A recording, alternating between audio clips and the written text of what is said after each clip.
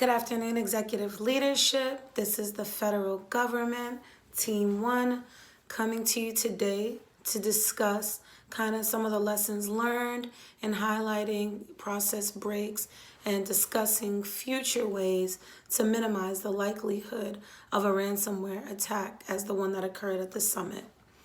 To begin, cyber attacks create a rift between nations, their governments, and the citizens within them. It does that through simply impeding on trust relationships.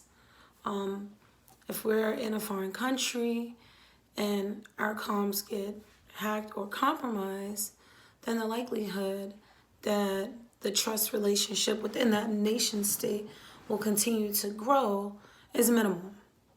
So, a quick overview of the events to catch everyone up.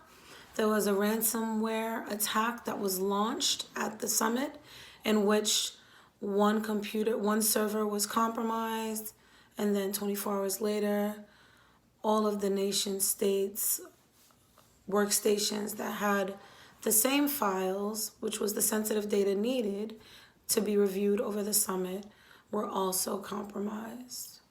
So, some of the vulnerabilities associated with that attack were software vulnerabilities, the lack of IOC indicators of compromise and alerting, and the lack of user knowledge, which enabled the ransomware to propagate the way that it did. So, based on our analysis and some things that we learned throughout our situational reports and our forensic investigation, the likely cause and mitigation for this in the future would be to minimize the attack surface of our critical assets or our high-value assets, also known as HVAs. We have some recommendations on how to do that. Some things that we could do in the future to prevent it are segmentation, taking our HVAs or our high-value assets and isolating them from the network, ensuring that they're not on the production network and are not susceptible to many of the vulnerabilities that production environment workstations that have a myriad of software is privy to. So that limits the target scope. The next suggestion and recommendation that we saw is within those members that have access to the high-value assets to limit those through ACLs or access control lists.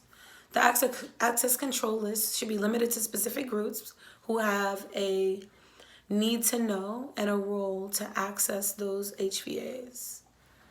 For those people that do have access, we're requiring multi-factor authentication, either through a CAC or a PIV card. Regular patching and vulnerability scans. The vulnerability scan should go with the industry standard, which is the 30, 60, 90-day rule.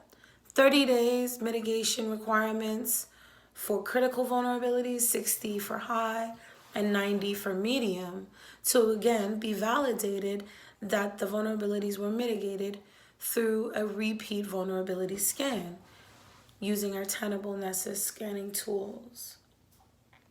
Another area that we wanted to address was how we are going to alert better and protect against malware with our business partners without impacting business operations. So, for that area, we have comprised a list of proposed solutions to start. Next generation firewall. The next generation firewall has the capability to serve as an intrusion prevention system, also known as an IPS. The IPS is based on a series of rules and policies that are predefined through our threat intel and are customizable and scalable within our organization. That basically means if we notice through our scans or any zero-day attacks that are coming, we input those IOCs, we create the rule, and it prevents it from getting into our network at the DMZ.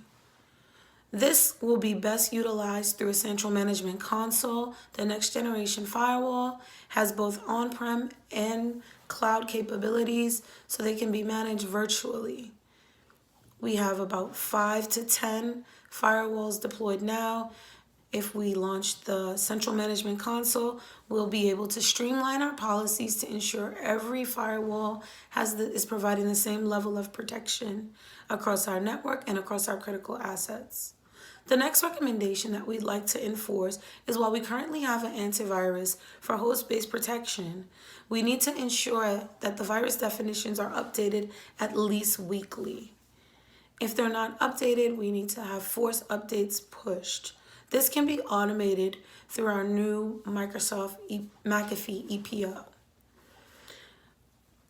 The next suggestion that we have is, again, in line with our IPSs or our next-gen firewalls and our antivirus, is the IDS, which is the Intrusion Detection System.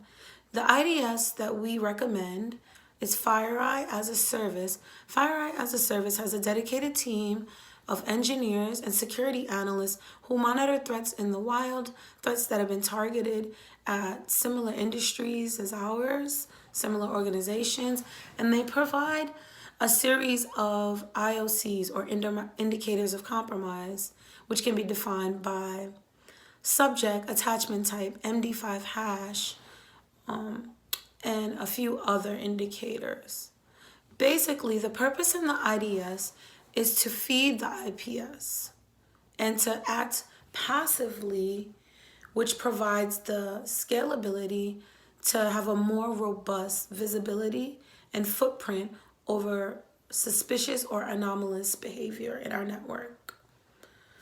The IDS takes these indicators of compromise and is constantly passively scanning in the background, which isn't affecting business operations, but alerts when any of the IOCs are triggered. Again, these things are scalable. While we have automation through our threat intel, we also have the flexibility and the capability to customize it as we see fit. Second to last recommendation is, again, I want to reiterate the importance of our vulnerability scanning. Currently, we're doing monthly vulnerability scanning. We should do monthly vulnerability scanning for our enterprise.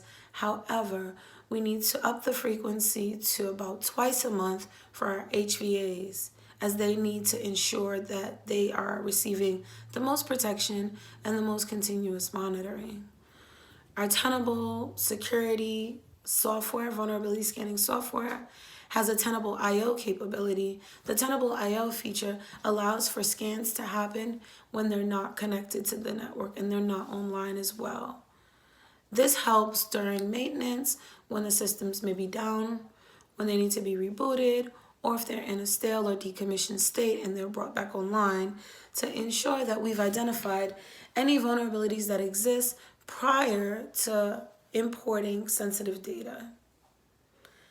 And lastly, utilizing our intelligence services are paramount and are integral in continuing to be proactive in monitoring and protecting our network.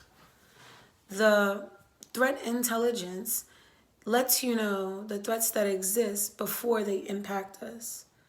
And again, the threat intelligence solution, the IDS solution, feeding our IPSs with regular scanning, patch remediation, enhanced access controls, and the isolation of our critical networks will provide adequate solutions in preventing these type of threats from happening again.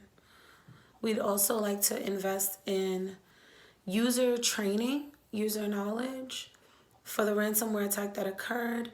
It spread across a couple of workstations through users saying that checking the box, which indicated that they did not want to use the recommended security controls when opening the spreadsheet. And again, to partner with our business, it's important that they're knowledgeable about the security measures that we're taking to protect their information and to ensure that they have business continuity and that we have a sense of resilience through our RAID 5 backups as well as our security controls. Lastly, in keeping in mind business operations, we'd like to propose full virtualization of our critical assets, as with virtualization, there are regular snapshots that are taken of the images and of the systems. So if by chance one were to go down due to compromise or another reason, we can have a failover to go back to a previous snapshot where the system was functioning well and not adversely impact business operations. I'd like to thank you for this time, executive management, and we thank you for the opportunity to propose these recommendations that will no doubtably enhance our security posture and continue our great federal government to run smoothly as we partner with other nation states. Thank you and have a great day.